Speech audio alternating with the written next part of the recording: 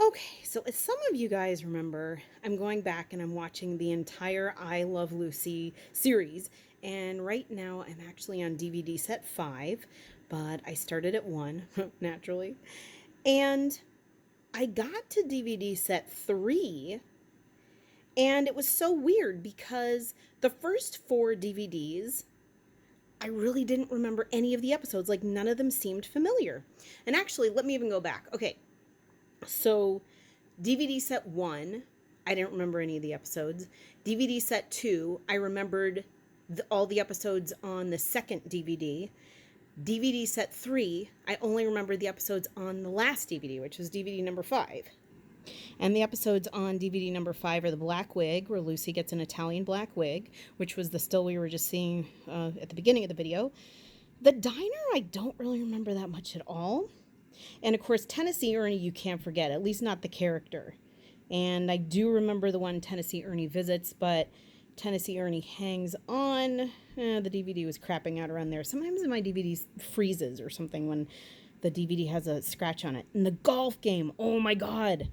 I totally remember the golf game and how Fred and Ricky wanted to dissuade Lucy and Ethel and have all these weird terminologies and rules for the game and make them stand in weird postures. And then I remember just technological terms like the dormy, etc., etc. The sublease I don't remember as much. So my memory kind of goes in and out. But in any case, it's weird because the episodes I remember, like, I really, really remember. I remember catchphrases, I remember words, and then I would say like 2/3 of the rest of the episodes I just don't remember. I mean, they don't look totally unfamiliar to me, but it's not like I remember having seen them. It's like with most TV shows, you remember the last time you remembered it. In other words, it's kind of like the wake of a ship. The ship is the TV show and you're watching it again, and the wake is like your memory of being like in its stead. You're like, yeah, dig, yeah, I remember that. But then some TV show memories are just really, really specific and they stick with you. Like Depends diapers. And I'm not saying this is about Depends diapers, but this is a scene in the Italian Wig episode where Lucy's and Ricky have come from seeing an Italian movie, and Lucy wants to get a short Italian haircut. Ricky says no. Lucy goes to her hairdresser, and they let her try on the Italian wig. And she tries it on. She's like, I have a plan. And so basically, she waits for Ricky to pick her up at the hair salon, and she wants to see if she can fake him out to see if he doesn't recognize her or not. So anyway, she does, and she meets him. And I distinctly remember the lines. Like, he says, oh, yeah, well, something about his wife being an old battle axe and so on and so forth. And then Lucy, so I remember the words, just like I remember dormy is one of the silly words in the golf game. And I distinctly remember Lucy saying, oh, tell me about your wife. I'm sure she's uncommonly beautiful. And I would like use that line all the time, that catchphrase, uncommonly beautiful. Well, it's not really a catchphrase, but it's just 2 words strung together, sounding very, very braggadocious. And I would use it all through my teenager's years, like, oh, well, you know I'm uncommonly beautiful. But I go back and I watch it this time, and that's not what she says. She says, I suppose she's very beautiful. Instead of I suppose or I'm sure she's uncommonly beautiful. Now, I remember her standing talking to Ricky like that. I remember her smoothing the back of her head. She was standing in this posture. So why do I remember all that in detail? And why do I remember using the phrase she's uncommonly beautiful when she never used it at all? And I mean, really, uncommonly beautiful is just such a funny phrase because she knows, she's saying it about herself. Sorry about that. I passed the time elapse of how long I can have my screen frozen. But anyway, and then I also remember the joke in depth of like her going home and lamenting to Ethel, oh my God, he wanted to invite me down to the club and he didn't even know who I was. And you know what? I'm just going to divorce him. And then Lucy goes, no, that's probably what he wants.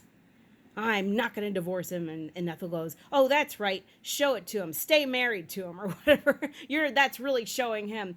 So it's so weird how I remember all these lines and I remember these as catchphrases when I was a kid.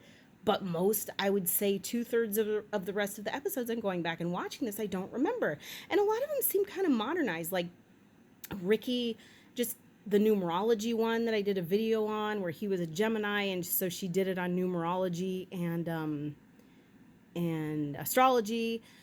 And there was also this one episode where they were taking French lessons. Lucy and Ethel were taking French lessons. And she said to Ethel, oh, yeah, I'm going to go get ready for this French guy to come and teach us, blah, blah, blah. And he came over and they were dressed up in more French-like outfits than they usually were. And Ethel came up in another French outfit and Lucy goes, are you kidding me with this? Like, that is such a modern phrase. That's like a Will and Grace phrase. And it's kind of funny because Lucille Ball always kind of reminded me of Deborah Messing. But that was weird too. So some of these episodes seem a little more modern. They seem a little less like the plans that Lucy used to hatch always made me more tense than most of the ones in these episodes do. Well, except for this one. Because I just started watching season 5, and I remember the first 2 episodes, Lucy Visits Grauman's, and then Lucy and John Wayne, because she and Ethel try and steal John Wayne's footprints. So it seems like whatever were the most popular episodes are kind of really, really ingrained in my psyche and probably the whole American psyche. But then Lucy and the Dummies, the next episode, I don't remember that. Like, I watched it. I don't remember that. And then, why is this getting so blurry? Ricky sells the car. I don't remember that one. And then the Great Train Robbery, I fell asleep. So I didn't watch that one. I'll let you know.